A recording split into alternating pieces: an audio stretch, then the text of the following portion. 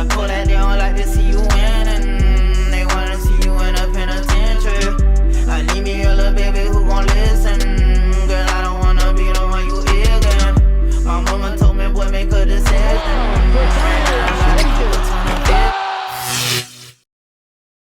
Welcome back, everybody, to another episode of the Clutch Talk podcast /YouTube/ We Do It All. As always, I am your host, John. Very happy to be here. My brother, Junior, what's the deal? What's up, baby? Yo, man, excited. Now we're done with game 4. Series is tied up. It's just getting juicy now. Uh-oh, it's getting serious. The race Hey, to my 2 boy wins over now. there in the 6. What's going on, Jay Hizzle? What's good? What's good? That was a game, man. It's tied up 2-2, so now it's a series. Let's go. A lot to unwrap in this game too. Man, what a game. Man, what a crazy game for you guys. Let's go ahead and waste no time and unwrap this. Just want to give a shout out to anyone that is in this Spotify room. We do got a Spotify room rocking right now. It's going live. So if any of you guys, are able to get on Spotify room, make sure to go follow us. It's at Clutch Talk. So get at us on there. And, if you're going to get at us on the socials, get at us on Twitter, get at us on TikTok, get at us on Instagram. It's at Clutch Talk 1. Make sure to subscribe. If you're on YouTube, leave a comment. If you're on Apple Podcasts, go ahead and leave us a ranking. But if that's out the way, my boys, my guys, can we get into this game? You guys want to talk about this? Yes, sir. But make sure to plug the MySpace page too. Oh no, we ain't got a MySpace. G, we ain't got a MySpace. You gotta get a MySpace. It's not 06. All right. So, guys, we just witnessed this crazy game 4. The Bucks just won 109-103 on Chris Middleton's high 40 points, 6 rebounds, 4 assists on 45% from the field and 37% from 3. Wow, that boy Chris out there doing some work, man. But you know what? We're gonna talk about the Bucks and Chris in a little bit, man. I first want to focus on the team who really let everyone down. I mean, really me, because I had the Suns winning this game. I know you guys both had the Bucks pulling out this game 4. But really me, they let me down, and I bet a bunch of fans over there in Arizona, man. So let's talk about the Suns. I'll go ahead and kick it off and talk about my initial game takeaways. Man, I'm just gonna go ahead and just talk about this is just ugly basketball, man. That was just ugly team basketball, and it was just.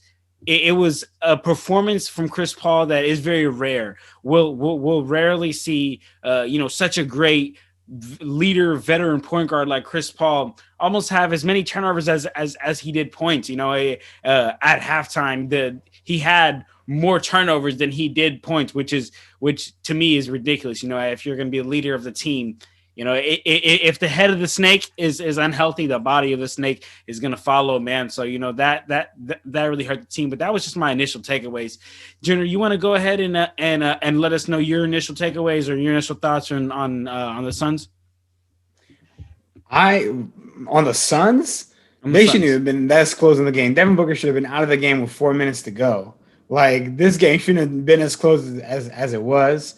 But yeah, I mean, you hit the points. Chris Paul, too many turnovers, especially a very, very crucial one at the end where he slipped and Giannis got the ball. Giannis or Drew Holiday, I don't remember right now, but when he slipped right at the end of the game, like it's tough, And then you see them in the third quarter. They were actually doing pretty well and getting second chance points, but in the fourth quarter they turned off. D-Book picked up his 5th foul with 10 minutes to go. He had to sit until the 5-minute mark, and then he should have picked up his 6th with 4 minutes to go, but somehow was able to stay in the game. But yeah, I mean, it shouldn't even have been that close because the Bucks exploited the whole put a star player in foul trouble. They did it with DeAndre Ayton last time. They did it with D-Book. So, I mean, I'm starting to get into the Bucks now. But as far as the Suns, I mean, you just again, it shouldn't have been that close. D-Book kept him in there. And aside from that, I mean, it was no contest. I mean, he himself put up a 40 ball. So it was, and it's funny because we talked about that last time. Remember, we were saying, I think D-Book will give you 40 before he gives you 10 again. And the next game he gives you 40, right? So I just genuinely think that the Suns we're not gonna say lucky, but they were fortunate to stay in the game for as long as they did, because I think that thing was over in the fourth. Man, Jay Hill, initial game takeaway thoughts on these Phoenix Suns, man. Man, it's like it's you hate to ever see a game get affected by officials, the outcome of a game, and keeping one team in it, and one team getting all the calls and the other team getting no calls. And that's unfortunately what we saw tonight. I think there was a lot of calls that went in favor of the Suns. I'm not saying that's what made it a close game, but you know, there's some calls for both teams, but the Suns got a lot, and I think that kept them in the game most of the way. I didn't think they deserved to be in the game. A great game, as John, you mentioned, from Booker, as we expected. You know, superstars bounce back, never want to have 2 games in a row, and that's what we saw. And from Chris Paul, I mean, that's an unforgivable game. He's waited for this moment his whole career, 16 years, and to have a performance like that when they need a big performance out of their 1, 2, or third option, however you want to label it, but they can't have that performance, a -10 performance. So he was terrible on the floor for them. Having a -10 overall is just unacceptable from a guy like him, and it just trickled all the way down. Jay Crowder's best, you know, what he does the best. He was 3 for 10 from the field, but I'm like, man, that dude can draw some fouls. I don't know what he is. Yeah. He raised his body on the line and kept them in the game down the stretch, as we saw in the second half. So it's unfortunate, but I mean, the Suns did not deserve to win that game, and it's simple as that. Ayton was great on the glass tonight. That's one guy I'll shout out, but other than that, they did not deserve that win. A great showing from Cam Johnson tonight. So Jay Hill, let me just ask you, because you know, last episode you were a bit on your prisoner of the moment type thing, man. You just make sure you're not switching up here on me, right? You don't got Bucks winning the series. You still got Suns? No, I still got the Suns. I think it'll be in 7 now. But I have changed up who I think's the best player in this series, and we'll get into that when you say it's Bucks time. Okay. Yes, hey, but we gotta give a quick shout out to Jay Crowder, because if the Suns win this, he's gonna walk out of this with a ring and an Oscar. Like, man, that's only. I mean, I think only Kobe's got an Oscar nomination. Yeah, he's only gonna match the GOAT, man. He's only gonna match the good GOAT, Kobe, man. Man, Jay Crowder was embarrassing today. He's starting to get into that Pat Beverly realm of player. Like, man, you just don't like that guy, you know. But I mean, like Jay Hill said, Suns got a bunch of calls, but at the end, boys, ball don't lie. Bucks win the game. Man, ball don't lie, baby. So, guys, let me ask you something that, you know, I noticed in the game. Of course, Chris Paul was definitely struggling. You know, we all touched on the fact that, you know, he had 5 turnovers, 8 points. Jay Hill talked about the bad plus minus that Chris Paul had. So, you know, I noticed that, you know, a lot of times Monty Williams kind of understood Chris Paul was struggling, so he had campaign out there for a lot longer than I feel that campaign should be out in the NBA Finals Game 4. Personally, so I understand what campaigns bring on the offensive end, but he gives up a lot on the defensive end. He's a real defensive liability. You know, when you watch the Bucks set up their half court offense, it always seems to be centered around getting the switch and somehow getting campaign in the low post, or somehow getting really anybody on the court on campaign is on the Bucks team is going to be bigger than anybody on the Bucks team is going to be bigger than campaign, from anyone from Jrue Holiday to Brook Lopez. So it really seems that they're making campaign a real defensive liability. So let me ask you guys, like, what he brings on the offensive end, like he definitely brings a lot, but does he really bring enough to where it outweighs what he exposes your team on the defensive end? Does that question make sense to you guys? It makes sense, yeah, and I think the answer is it depends, because he's an inconsistent player. Well, sometimes he'll have some great showings, and yeah, his positives definitely outweighs his negative. But then there's sometimes where that's not the case, and he'll be bad on offense and on defense, and then that becomes an unplayable situation. I mean, I think like every player has got that kind of player. every team's got that kind of player. Like I noticed, at least when speaking from experience, like Kuz was that guy. Like sometimes you give you a great offense. He was never great on defense, but sometimes he'll give you a good offensive output and it would outweigh that. Sometimes it'd be horrible on offense, and I think it's the same thing with Campaign. He's that level of player that it's just, there are some liabilities that come with him and there is some strings attached, and you just kind of, if he's on your team, you kind of got to hope that he just is having an on night instead of an off night. Otherwise you can't even have him on for defensive purposes, So when with you answering that question, let me ask you. Let's just talk about the game that he had. He had 9 points, 1 rebound, 1 assist on 57% from the field. To you, is that where, okay, Campaign, you're making it to me where I want to. It's worth having you on the court. I want to have you. It's worth having him on barely, right? Like 57% is pretty great, but 9 points is also not saving anybody's game. Right. So I think that it's worth having him. Like, I think I'm going to say he's a neutral to maybe a net positive slightly, but he's not a difference maker. Does that make sense? Yeah, definitely. Jhill, how you feeling about this Campaign issue? Yeah, to answer this question, it's simple. And it's been the theme of this series so far. A star is a star for a reason, and a role player is a role player for a reason. Bingo. So the theme that we've seen so far is role players are performing at home, and away players, role players are not. And stars, you can expect them night in and night out to perform consistently. And role players, you don't know what you're going to get. And that's exactly what we're seeing with Campaign right now. He's, like Junior said, he's streaky. You expect big nights from him at home. I think he feeds off the energy of the crowd, but just on a night-to-night basis, he's a mismatch, especially on the road. If he's not giving you a lot defensively, he is a huge liability. So I think on the road, that's why we're seeing the minutes. I mean, they only played, if I'm not mistaken, 3 players off the bench, and Torrey Craig only played 15 minutes. So, and Campaign was 17, and the rest was basically Cam Johnson in there as the 6th man. So that rotation is going to get smaller and smaller. And we're going to see that possibly with Campaign, they're only going to be playing really 6 players in a game. So I think they have to definitely, like Junior said, cut down on the minutes of Campaign, especially on the road. Definitely, man. Definitely. I'm just wanted to pick your guys' brain on that and see what you guys are thinking. So I just want to talk about one more.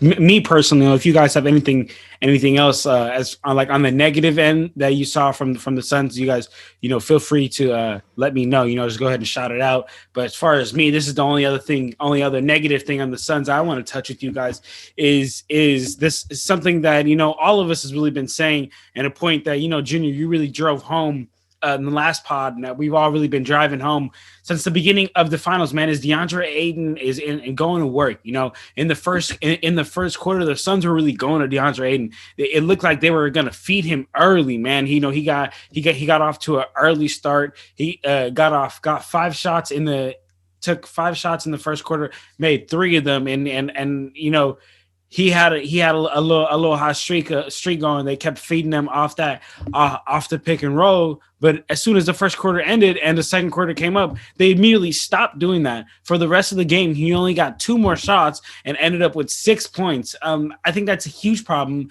We've been emphasizing on this pod over and over and over that the DeAndre Ayton can be the difference maker if he makes Bud make the decision. Okay, if you're gonna keep Brook out here, I'm attacking him, and my guys are gonna have him on an island, killing him out there. Or if you bring PJ, it's over for him. Even though PJ was horrendous tonight, but we'll get to that. DeAndre Ayton has to make Bud make that decision. I know you guys agree with me, but is there anything you guys want to add to that? And is there anything else you guys want to talk about with the Suns, that they did negatively? Well, just to kind of go on what you were saying there really quick, it's not necessarily about the Suns, but about the Bucks in the sense that, about regarding DeAndre Ayton. Both games that the Bucks won, DeAndre Ayton was neutralized. Now, I thought he was going to be neutralized via foul trouble, and that's what happened in Game 3. In Game 4, he was neutralized just by not playing well.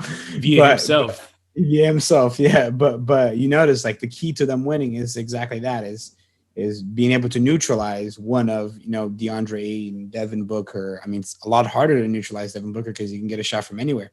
But if you can at least do a good job on DeAndre Ayton, you take care of one of the areas that the Suns otherwise have an advantage in, which is playing the big man.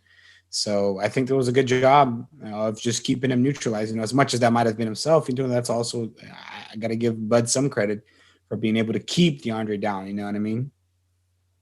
Definitely. Jhill, how you feeling about this Ayton issue, man? Is he not playing aggressively enough, or what do you want to see from Ayton, man?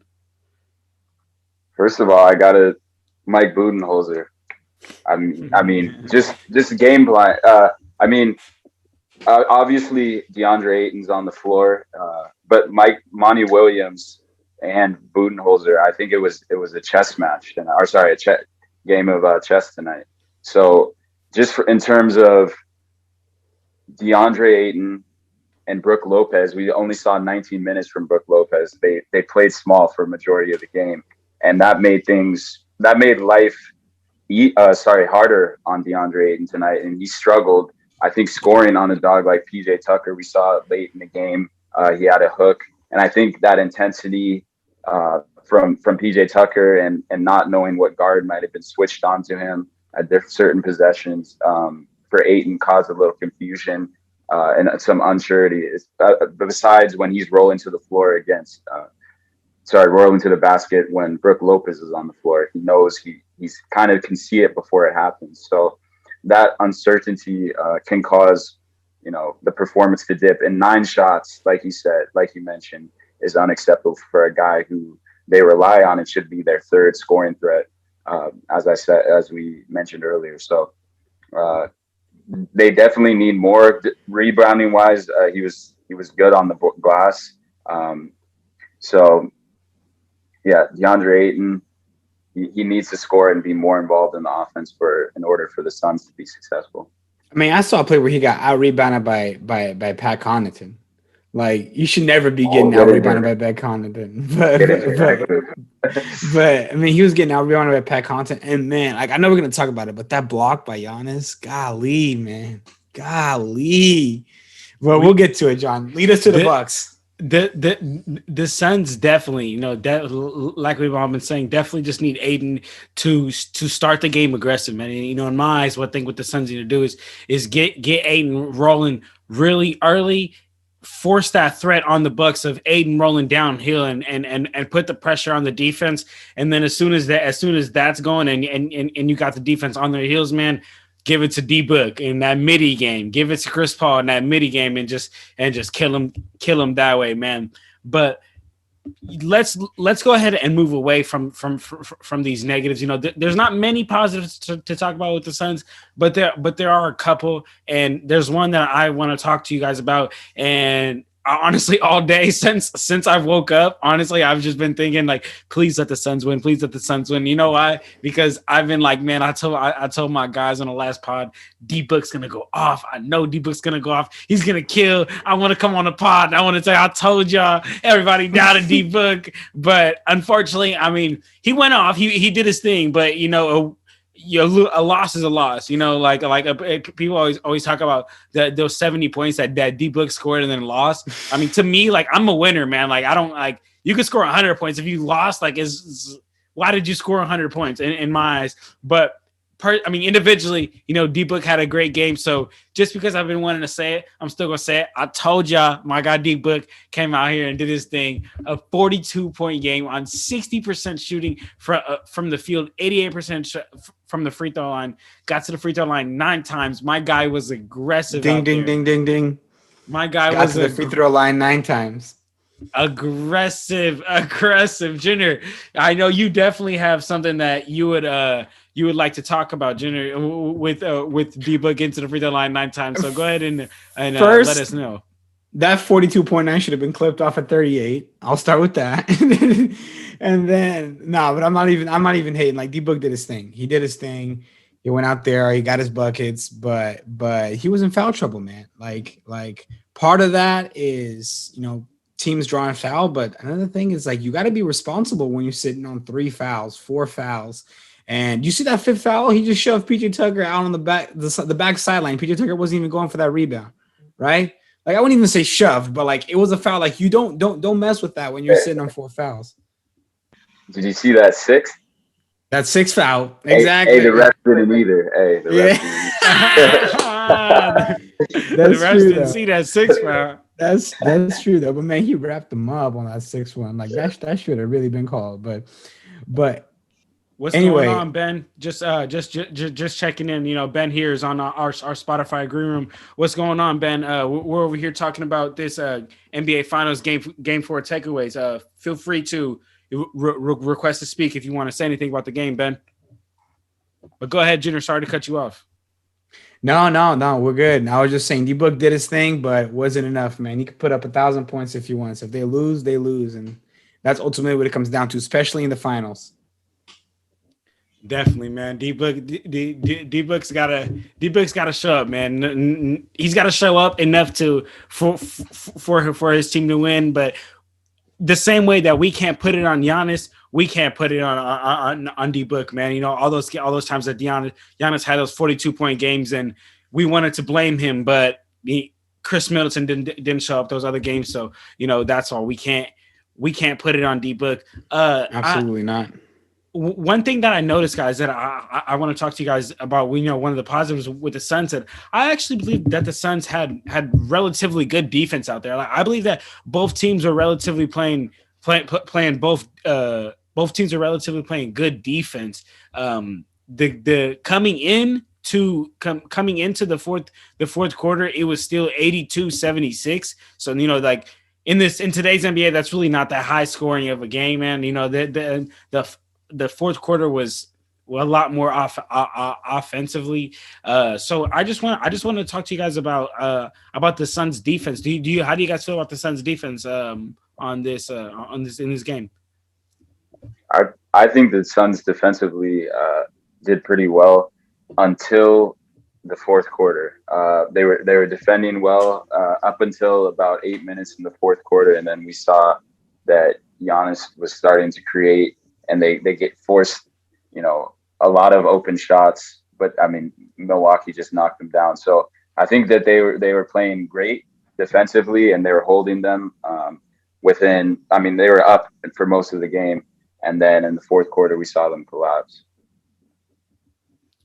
That definitely, man, definitely. So the last thing that I want to talk about with, I guess, positive about the Suns really is, man, I just want to shout out all their role players. Jhill, you touched on it earlier. Cam Payne and Cam Johnson, and even if they did not have their best games, one thing that I noticed about the Suns is that they move so well without the ball. Like it's such fluidity in the team. It's so much ball movement, and it doesn't seem like there's many egos on this. There's many egos on this team, man. So how do you guys feel about the Suns role players? Do you guys feel the same way, or go ahead and just talk to me how you guys feel about that? I mean, it's the same thing as we've been saying. It's like you can perform on the road, you can perform at home, but if you don't perform on the road, you're still getting that inconsistency. So they need to find some sort of role player that can actually be able to perform consistently their role in any given game. But then at that point, are they still a role player? That they become already a good player, perhaps, a six man. So it's a little tougher, but I think it's just being able to find that balance of, can you have your role player show up on the road?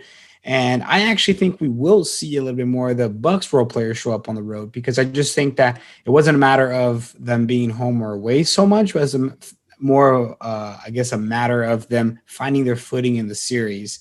And I think they've found that now. They strength 2 straight wins. They have momentum on their side. Sure, the Suns will be looking to bounce back, as always, like a team wants to do when they lose a game, when they lose 2 especially. But I think now it's going to be just a matter of them the Bucks being able to kind of stop that and carry their momentum and continue going forward, and try to stack up those wins, take advantage of the mismatches when they can, take advantage of putting their bigs in foul trouble. There has not been a single important Buck, right, when we're looking at Giannis, Drew, or Chris Middleton, that's been in foul trouble in 4 games. But it's already happened twice to the Suns, and it's cost them, a pretty good shot at the game both times. So I think that they're going to have to try to up that responsibility. The Suns are, and then the Bucks are as well. And I think it's just a matter of them finding their footing. And I think they found it. I do still have Bucks in 7. I'm not going to go as aggressive as saying Bucks in 6, but I had Bucks in 7. I stick with that. Okay. All right. So as we wrap up here, guys, with the Suns, last question, and if you guys want to give me, if feel free to give me a long elaborate answer, but give me a couple points here, if you will, as to what points and what the Suns really need to focus on, heading into this game 5. I'll go ahead and say mine really quick. I think that it's taking care of the ball. Cannot have 17 team turnovers. Chris Paul has to take care of the ball as the team leader, and give Aiden more looks. Get Aiden going. I promise you, if you get Aiden going, it's going to get the rest of your team going. So, Jhill, what are some takeaways that you want the Suns to focus on and come into this game 5? Yeah, clearly they have to focus on not fouling. They can't have Devin Booker and Chris Paul already in foul trouble. And then with Jay Crowder, you thought that because of DeAndre Ayton, they would have learned their lesson with fouls. I have the same point on the turnovers as you, John. And then obviously from the 3-point line, they can't shoot 30%. And I think we're going to see that change going back home in Phoenix in game 5. And that's why I have them taking it out already. I know they're going to bounce back, and we're not going to see that. Definitely not see that performance from Chris Paul at home. So those are the keys, and I think they can fix those up. Monty Williams is a good coach. He's a great coach. I think he should have won Coach of the Year this year, and I think they're going to be back in Phoenix, ready to play and ready to bounce back in game 5. You know something though, guys? Like, I was confident the Bucks would win game 4. I'm not confident the Suns will win game 5, despite being at home. Really? I'm not confident. I'm not saying they won't. I'm not saying you have the Bucks in 7. Yeah, I have the Bucks in 7, which means that the Suns do need to win one more game, and either they're going to win one game in Phoenix, or they're going to have to win a game in Milwaukee, because they're not winning game 7 according to me. So I have to genuinely think, but I don't know. Like I felt confident about the Bucks winning game 4. I don't feel confident about the Suns winning game 5, but I do think they're the favorites. I do think that the Suns are the favorites to win game 5, but I'm not like, oh, they're for sure going to win game 5 as how I felt about the Bucks. Like, it was no second thoughts with the Bucks winning game 4. And hey, it actually did become pretty close, but I had no second thoughts. Like, Bucks are absolutely winning game 4, but I don't feel the Suns are absolutely winning game 5. But I mean, we'll see if they have to keep, if the Bucks are able to keep exploiting the Suns' weaknesses and being able to kind of bait them into foul trouble and other, I guess other methods of achieving victory, then I don't know. We could be in for a good game. Okay, definitely. So let's move away from the Phoenix Suns and let's look to the winners. Let's look to the team that performed. Let's look to the Milwaukee Bucks, man. So initial thoughts, Jenner. I'll go. You've been ahead and been a Bucks faithful for some time now throughout the playoffs. So I'll go ahead and let you talk about your initial thoughts from the Bucks standpoint from the game. I mean, Kendrick Perkins said it. Chris Middleton is the Batman. No, I'm just kidding. Hey, but Chris Middleton was balling today, though. No fucking way he's the Batman. But he's a very, very solid, Robin. And I think that he showed up today. He was the best. I think he was probably the best player on the floor today, better than Giannis, because he was delivering when it needed him to. I mean, you put up a 40-piece. You can't put up a 40-piece and not be arguably the best player on the floor. And he was on the winning side, unlike somebody else who put up a 40-piece and lost the game. So I think that I mean, they were just doing their thing, and you didn't see many contributions from. It wasn't a distributed contribution like last time. It was more focused on Giannis and Chris Middleton. But you still got 13 points from Drew Holiday. You still had, respectable numbers. I think you had 14 from Brook Lopez. So you had a little bit more. What's the word? It wasn't as distributed as game 3. Does that make sense? Like what I'm trying to say? Like in game 3, I think everybody had double digits, and it wasn't the case here. But you got a 40-piece from Chris Middleton. That helped a lot, and timely buckets, especially from from Pat Connaughton. I mean, he got a Mike Breen bang again. Like, that's classic. So I just a good overall team performance, you know, and they really clawed back because they were down pretty much most of the game. I mean, sometimes it was tied, but they were, you know, they were always down 3, down 5, you know, and it was always that, you know, that back and forth. They were consistently playing catch up. And then when D-Book went out with 10 minutes left, when he picked up his 5th foul, I said, all right, the Bucks need to take over now because they're going to have no Devin Booker for at least 5-6 minutes. Right. And when Devin Booker came on, the Suns were up by 5. So I was just, you know, I didn't feel like they took advantage of that, but then they went on an 8-0 run, but someone specific, Chris Middleton, went on an 8-0 run. Like, that's why, I mean, he balled out. He definitely deserves to be the player of the game there, the Jordan Brand player of the game. And yeah, I mean, I just got to say, it's a good overall team performance, but especially great individual performances by Giannis and Chris Middleton. Oh, and shout out that block by Giannis too. Shout out that block by Giannis. Hey, Jhill, real quick before you get into your Bucks breakdown, just want to give a quick shout out to Teeth Goblin here, who just joined our Spotify group. You know, they just said hi here on the chat. Hey, you know, Teeth Goblin, we're here talking about this NBA Finals Game 4 game takeaways. Jhill's about to take the floor and talk about his Bucks takeaway. Jhill, what's the deal, baby? Jacob, what's going on? Jacob just joined the Spotify room as well. Jacob, what's going on here? What we saw tonight was what Drew Holiday said before Game 1, and that was that Chris Middleton is the heart of this Milwaukee Bucks team, and Giannis Antetokounmpo is the soul. And that's exactly what we saw tonight. We saw the heart of Chris Middleton down the stretch, hitting big shot after big shot. And then we saw Giannis, the soul of the team, not really offensively. He didn't have the night that he had the past 2 games before, but we saw him, you know, what do great players do? If they're off in some part of their game, they find ways to affect the game in other ways. And that's what we saw at the defensive end time after time. With that block, we saw that huge steal that led to, them coming back and the dunk to follow. And then we saw another steal, which led to a basket late in the game as well. So we saw those 2 of them making great plays throughout, that second half and namely that fourth quarter. And then we saw that the role players, mainly Pat Connaughton tonight, plus 21 in the stats, and then PJ Tucker hitting big shots throughout that fourth quarter. So, I mean, just an overall great team effort from the players who did play. Obviously limited minutes from Brook Lopez, but I mean, Giannis Antetokounmpo with his 8 assists. I mean, you love to see it. That's what a great players do, like I said. And Chris Middleton, we were waiting for that game from him, and we saw his breakout game at home tonight in this series. So, I mean, if I'm the Suns, I'm going back to Phoenix, like Junior said. I do have the Suns winning Game 5, but there's a reason for concern.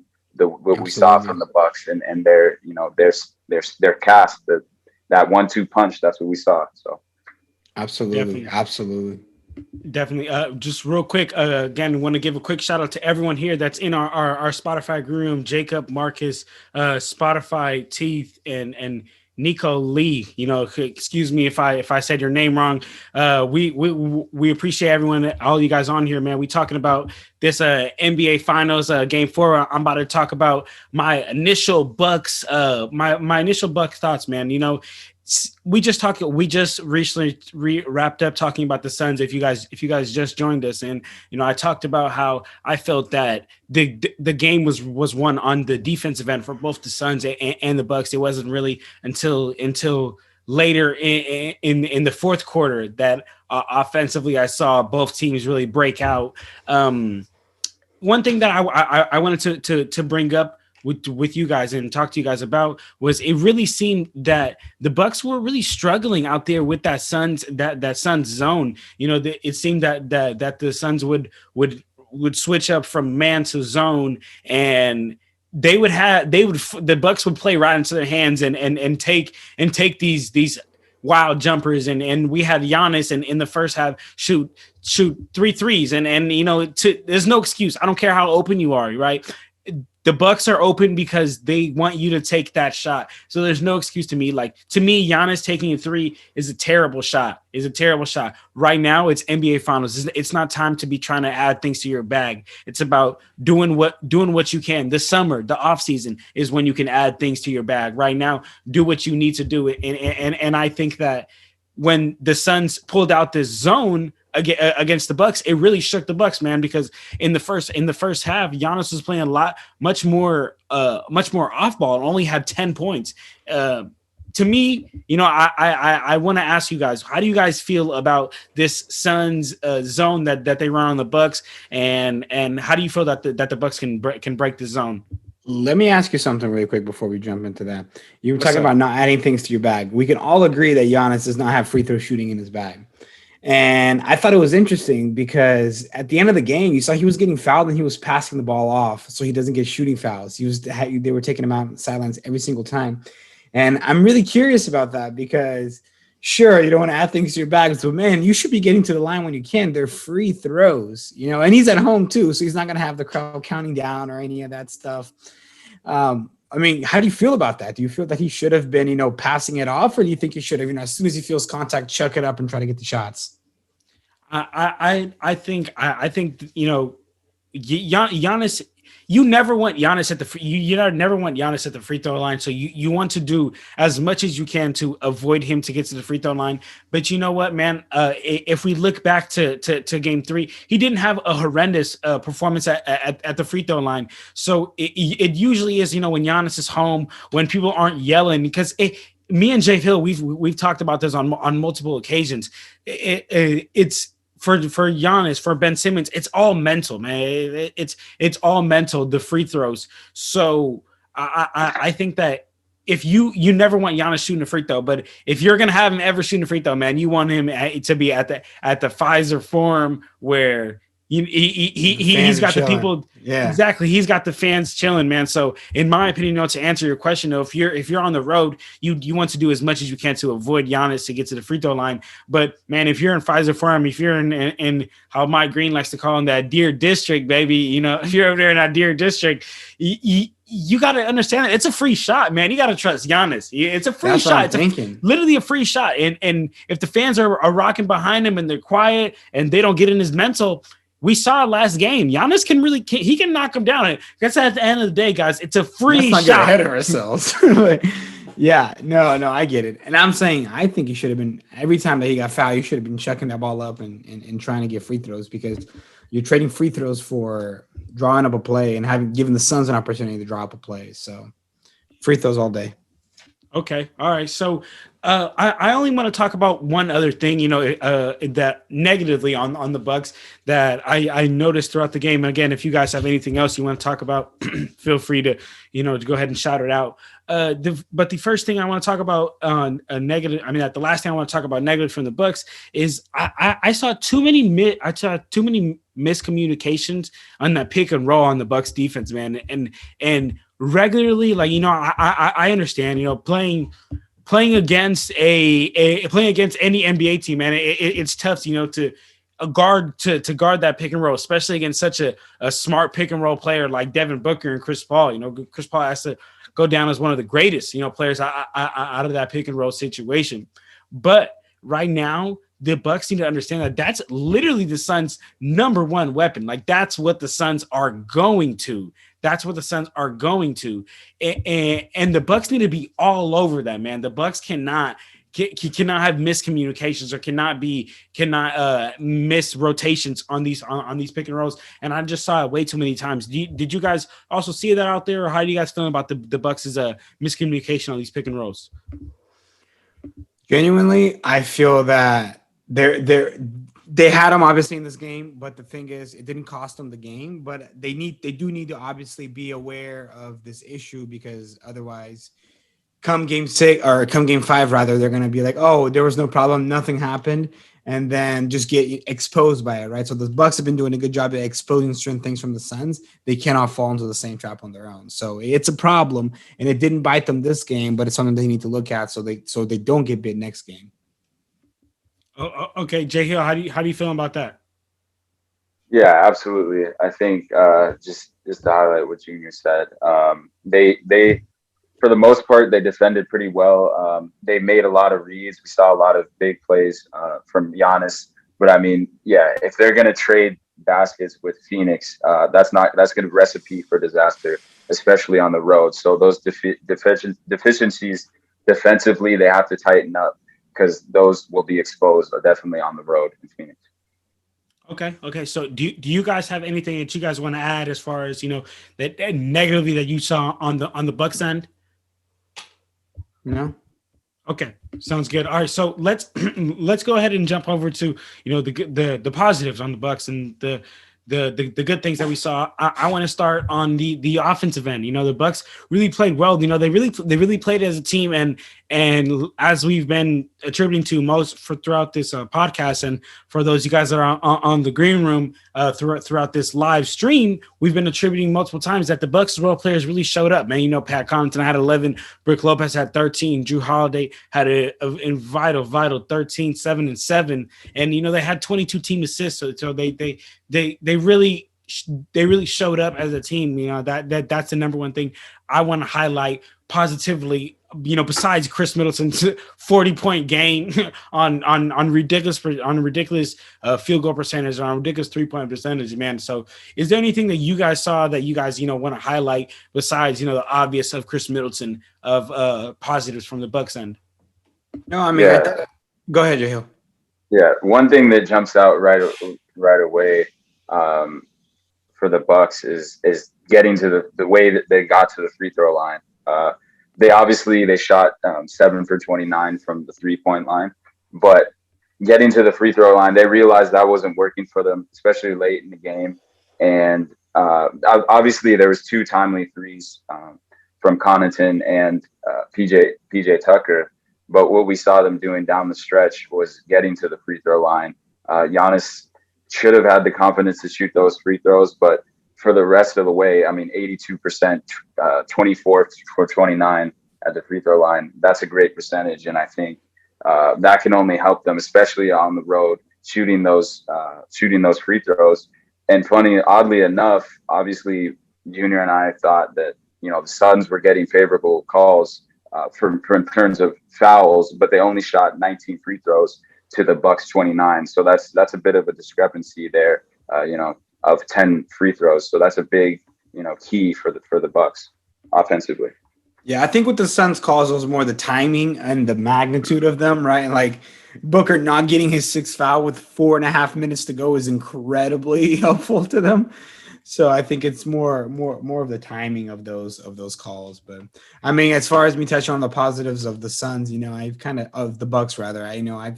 I've touched on some of them already, and I just kind of stand by that. I think it was a good team performance overall, but topped off with a great individual performance by Jrue Holiday and a pretty good performance by Giannis too. I mean, 26 points is maybe you used to see more.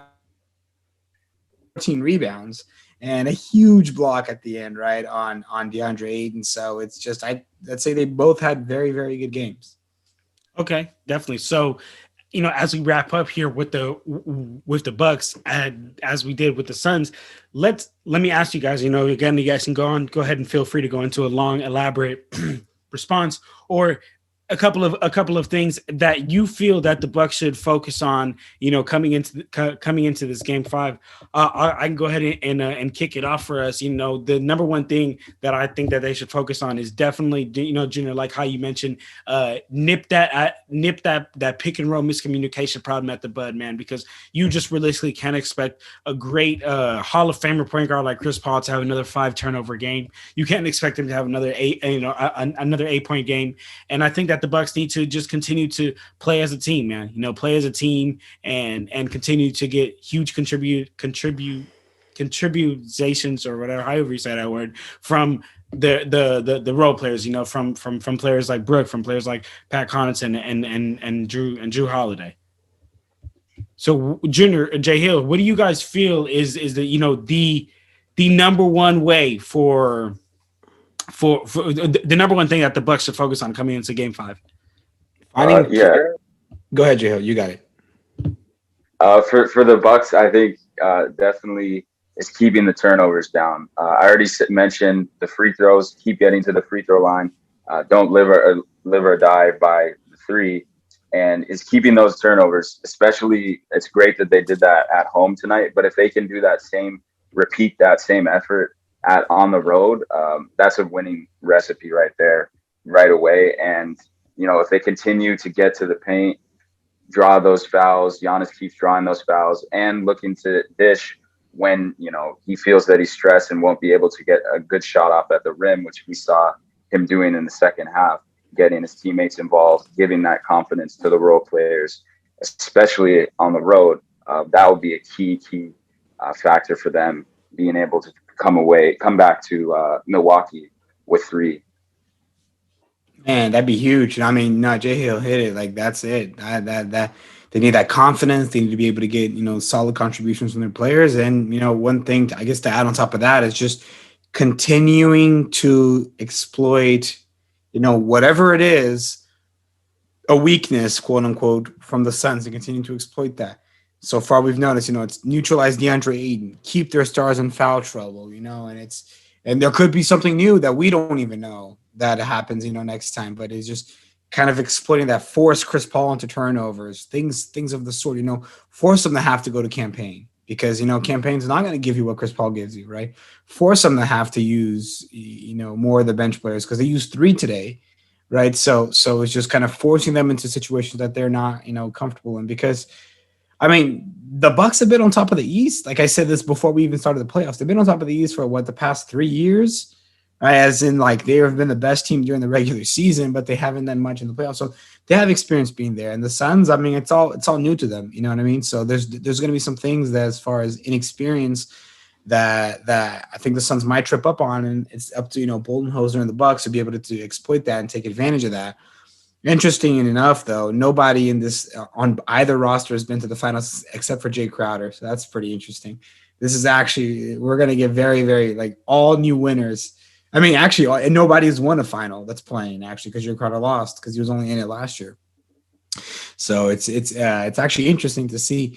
But anyway, it's just about exploiting, whether the fact that the Suns are not only inexperienced in this position, but they're a young team, right? Like D-Book is 25, I think, 24, 25.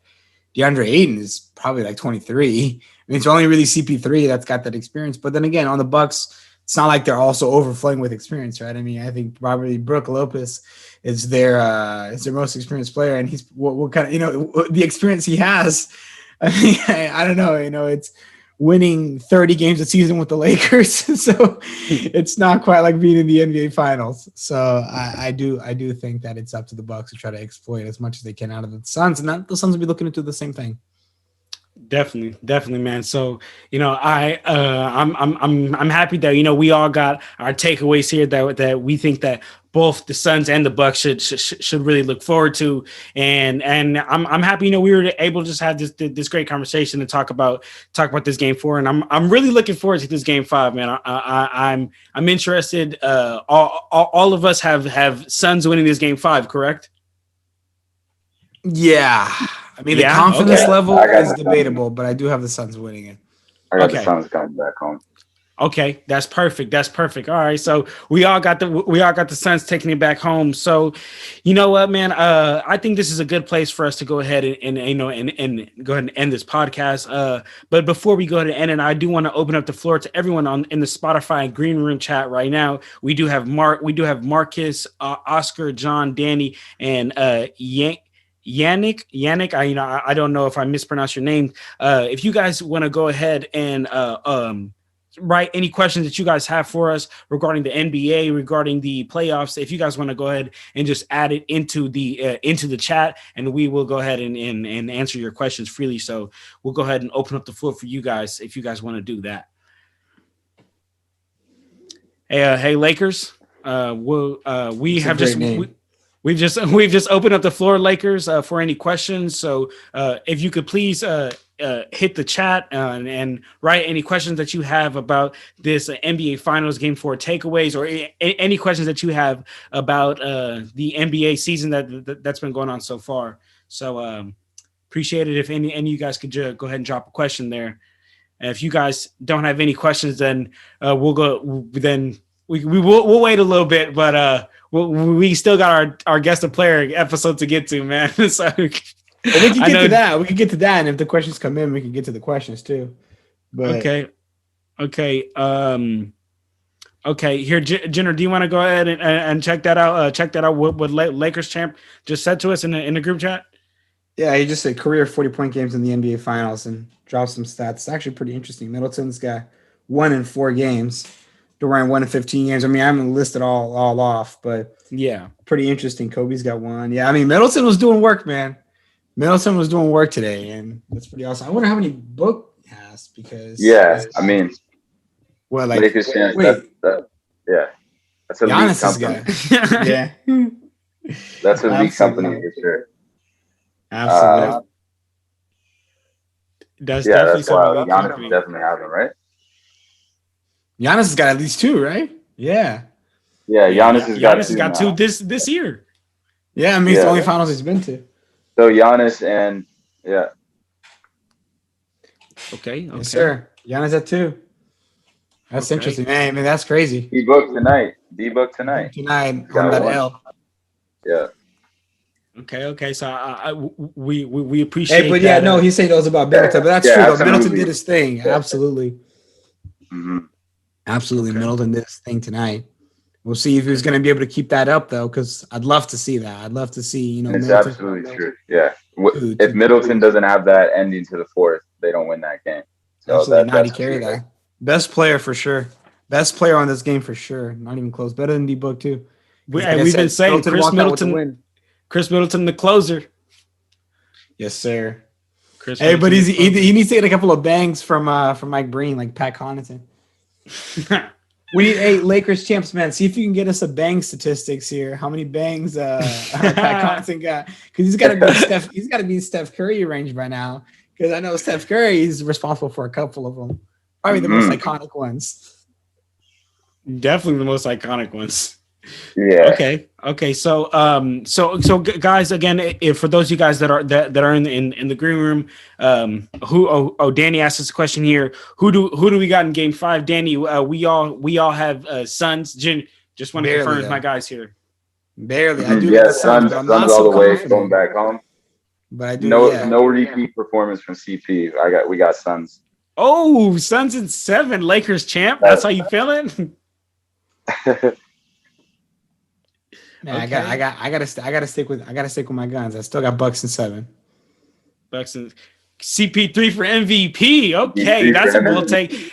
You know what, guys? Lakers champ and my guys over here, Jhill and Jenner. We definitely got to get a MVP, a Finals MVP race episode up, for the fans. So that'll be definitely some that we could talk about. For everyone here on the Spotify room, if you guys are on social medias, on Instagram or on TikTok or on Twitter, make sure to go follow us. It's at Clutch Talk 1, at Clutch Talk, and the number 1. We're always dropping episode updates and everything on there. Again, the floor is open for any questions here. If you guys want to ask any questions here in the green room, but if you guys do, go ahead and just hit the group chat. In the meantime, we can get to our round 1 of the guest of player trivia, unless any fans, Marcus, Oscar, John, and Danny, unless you guys have any other questions, the floor is still open. So go ahead and it's always going to be open. We're going to do our segments here, but it's always going to be open. If you guys have any questions, we appreciate you guys staying on. So absolutely, if I have any questions, ask away. Yes. All right. Hey, Jhill, you ready to retire it up? Let's go. Redemption time. 2-1 right now, though. Oh, my guys, I've been thinking about this all day, y'all. Y'all have no idea for real. All right, let's do this, y'all. All right. You want to explain them the trivia real quick, John? Oh, yes. Let me explain the trivia for everyone in Spotify room and anyone who did not listen to our last podcast. In our last podcast, we introduces our new closing segment called Guess the Player, where I list a couple of achievements and accomplishments or teams that this player has played for, and I list them and I tell them what year it happened. Not every time I tell them what year, because sometimes that gives it right away. And they basically have to guess who is the player, and there's 3 players. So there's got to be a winner each week. And last week, Jenner took home the dub on a very controversial call. But Wait, what? We're Tracy McGrady? No. That first call, Jay Hill felt a little bit controversial about that one, but it's okay. Jenner took the win on last week. So, Jenner, do you think you're gonna take this week's win or what? Absolutely. Let's do this. All right, let's see, man. So, we ready? Redemption time.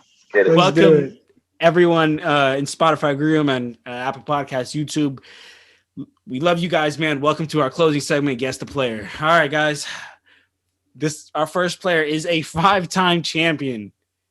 He is sorry. My guys know this. Jay Hill and Jenner know this, but everyone that's listening, you only have 2.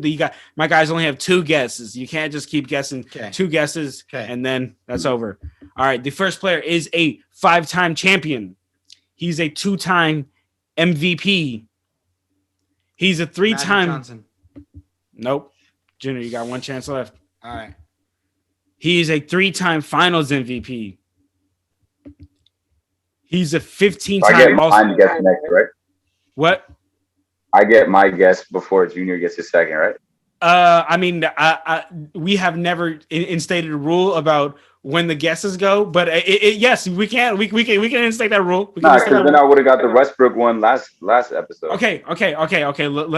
Let's instate that rule. I like that rule. You get one before Junior gets one. Junior just did his, but in the same round. Yeah. Okay. Yeah, that's true. That's true. Because if he can give you, I'm going to give you more hints. The same round that Junior gives one up, you got to give one up, Jay. No, he doesn't have to. But when a new round starts, like I can't say like Magic Johnson and say Kareem right after, right? Like, right. I gotta say like Magic Johnson, and then you get a shot, and then if you don't say nothing, then we move on to another round, and then anybody can talk again. Nah, guys. Guys. Because I did that last time. I did that last time. Like James Harden, and then you're like Russell Westbrook. Okay, I got you. No, yeah. No, that's right. The way we run it is you get a guess. You get a guess, and then you only get 2 guesses. Yeah. Go. You can shout them out, but you only get 2 guesses. Okay. Okay. You can shout them out as you go. You can say both right after each other, but you only get 2 guesses. Okay. But now can I guess? Jay Hill, last time we didn't know we were getting 2 guesses when we did the Westbrook one. So can I guess now? Or do I have to wait for Jay Hill? Okay. No, you could guess. So we like the rest right now. We like. Oh, that's crazy. That's Jay. Big foul. We didn't see it. All right. That's good. That's crazy. I don't need it. Hey, Toby, just join the Spotify group. The floor is open up for any questions here about the NBA Finals. Hey, Dylan, just join the Spotify group. The floor is open for any questions here. We're doing our closing segment here on the podcast called Guess the Player. Let's get back to it. I'm going to start this player over. Junior, you've already said one though. Okay. Yeah, got it. Okay, let's do this. I'm starting it over for this first player. He's a 5-time champion. He's a 2-time NBA MVP. Yes. Jay, wait for the next guess, right? No, you did. You just say it. Yeah. Okay. Next player. Our next player is a NBA scoring leader in the year of 2013. He's a 10-time NBA All-Star. Kevin Durant. No. Junior, you only got 1 guess left. All right. Hold on. So before you keep going, I can't say nothing else now. When you give the next guess, can I talk or do I have to wait for Jay Hill? Yeah, you can talk. Okay. You can in the rule book that I have, you can just say it. You can waste yours right in the first one or in the last one. It's up to you. Okay. But I only have 1 more guess. You only have 1 more guess, and Jay Hill still has 2 more guesses. Got it. He's won gold 3 times in the Olympics. Carmelo Anthony. Yes, sir. Yes, sir. Jay Hill's dialed in on that one. Junior, I'm not gonna lie to you. I knew Jay Hill was gonna get this one. I knew Jay Hill because we didn't get it on that, I was gonna say he's a 2003 NCAA champion, and I knew you weren't gonna know that. I knew Jay Hill would have known that. All right, guys. All right, so it's 1-1.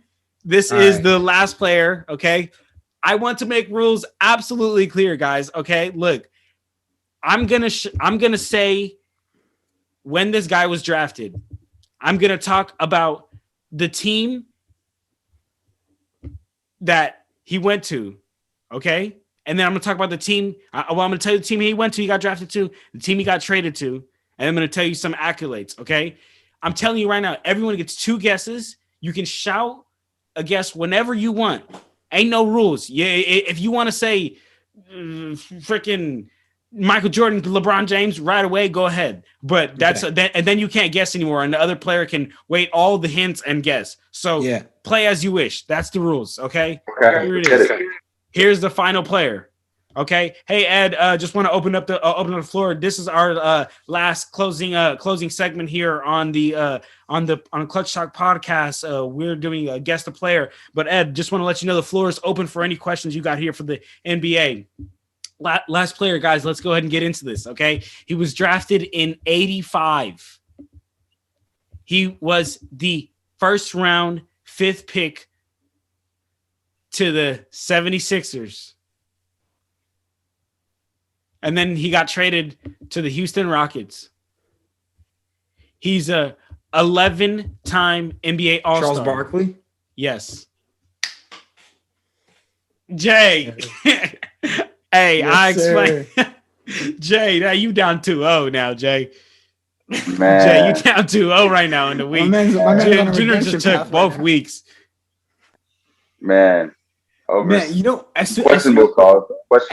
As soon as you said Sixers, I was like, okay, it's probably Charles Barkley, right? And then you said Houston Rockets. Yeah.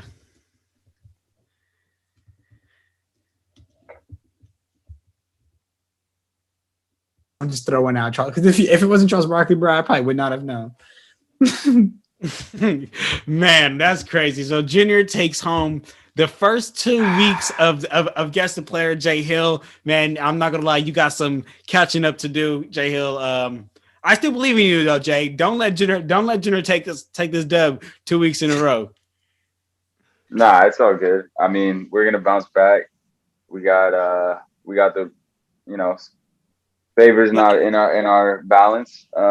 Questionable calls, but we'll deal with that. We're not gonna let the refs or anyone determine outcome. I got the Shaq interview. You know the Shaq interview. We just gotta, I don't give a shit. We just gotta roll with the punches, right? So yeah, we're gonna come back though. We're gonna come back. I'm not worried. All right, Jay. I want to see it. So, guys, this was the NBA Finals Game 4 takeaways for everyone that is in our Spotify room. Marcus, John, Danny, and Boppy. I believe that's your name. If I'm mispronouncing, and I'm sorry about that. I want to thank all of you guys. That has been in the Spotify room. This has been very, very, very fun. For all you guys that are in the Spotify room and Ken just joining. Appreciate everyone here joining. Make sure you guys go follow us on Instagram, on Twitter, and TikTok. It is at Clutch Talk 1. We post all episode updates on there, when we're gonna drop episodes, NBA trivia and all that. Maybe Jay Hill can go study some NBA trivia because now he's down 2-0 in the Guess the Player, man. But anyway, everyone in the Spotify room, man, thank you guys very much. Junior and Jay Hill, you guys got any last words for the fans? Nah, just appreciate everybody coming on, staying on. And I give a big shout out to Marcus, John, and Danny. They've been on for a long, long time. So appreciate you all being on. And for Ken too for jumping on. So I appreciate everybody. And just thank you all and excited to, looking forward to Game 5 now. Man, looking forward. Jay Hill, you got any last words for the fans? Yeah, thanks everyone for coming on. This was great. And obviously, in terms of the series, we're going back to Phoenix 2-2. This is a huge game coming up, so I'm excited for that, man. Whoever takes that decisive Game 5, we always look at that Game 5 as one of the most important in the series.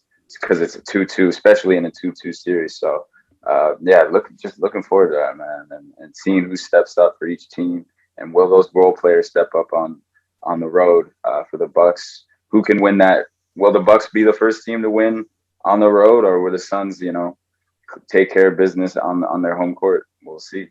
We'll see what Man, happens there.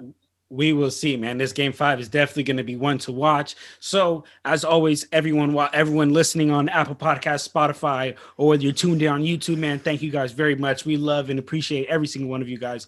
All of you guys on Spotify agree, and we appreciate all of you guys. And for future episodes, we will always be on Spotify agreement. So get at us. It is at Clutch Talk. And don't forget to like, comment, subscribe, leave us a ranking on Apple Podcasts. We love you guys. And I'm just so excited for this NBA Finals Game 5, baby. So that's it. We out of here, y'all. Clutch Talk out.